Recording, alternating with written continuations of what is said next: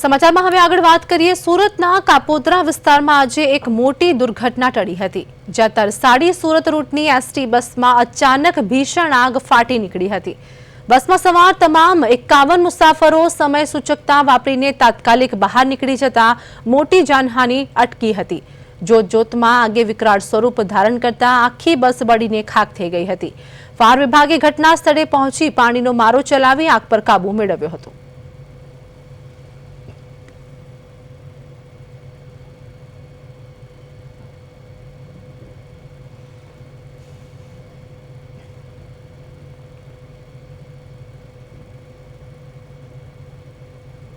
સુરતના ring road વિસ્તારમાં આવેલી જાણીતી મિલેનિયમ 1 ટેક્સટાઇલ માર્કેટમાં દુકાનમાં આગથી અફરાતફરી મચી ગઈ હતી।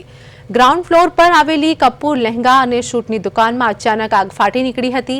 આગની ઘટના અંગે ફાયર વિભાગને જાણ કરવામાં આવી। 3 ફાયર સ્ટેશનની 5થી વધુ ગાડીઓ ઘટના સ્થળે દોડી ગઈ હતી। હાજર લોકો દ્વારા લહેંગા અને શૂટના જથ્થાનો બચાવવાનો પ્રયાસ કરવામાં આવ્યો હતો।